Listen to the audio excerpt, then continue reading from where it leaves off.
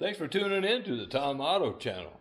Hey, we're getting ready to put these heads on this Subaru. We just finished doing the turbo on that NRR and the high pressure pump on the 08, both the Zuzus. So we're back on the Subaru, getting ready to put the heads on, and we want to show you the preparation work that we do here. Follow me. So as you can see, we got both heads here all cleaned on the surfaces. One of the first things we do is take a razor blade and we back drag it, get our carbon off around the chambers here, any grease, grime, excess head gasket material that may have left. Once that's done, our head is put into this barrel, which is our used antifreeze.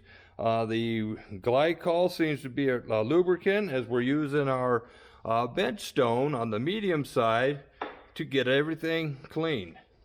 Once we got it clean, we bring it back up here and we take a marker and we go around our ports where we suspected our head gasket problem. And again, we repeat it. We take that cylinder head, put it back inside our barrel, and we go ahead and use the bench stone again. And as it comes out this time, we'll see shadows where the low spots are at, both heads. And then we'll take a straight edge and see where our warpage or our low spots are and what that measurement is. And these came out to less than 2,000. So we're confident that we're gonna have no problems when we put it back together. And while it's in there, we also do the intake and the exhaust.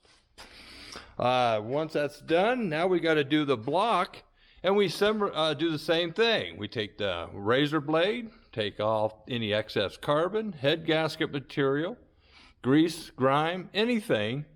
And once that's done, we've got extra head bolts. And as you can see on this one, we cut a groove in it. For what we're going to do is that we're going to chase the threads for each bolt hole, or for the head bolts. And we'll do that in an angle, as you see on this side, so any of that debris does not go into our water jacket or our oil return. Now, something I want to make you aware of, as you see the position of these pistons, they're halfway down the bore. And that is set up here as our keyway is at our 6 o'clock position, our timing mark up here. And so when you're doing your timing belt, and you have two gears and you have the cam that's up on the valve spring getting ready to open, and it lets loose and it rotates real quick, don't worry. It's not going to hit the it's not going to hit the piston, because the pistons are halfway down the bore.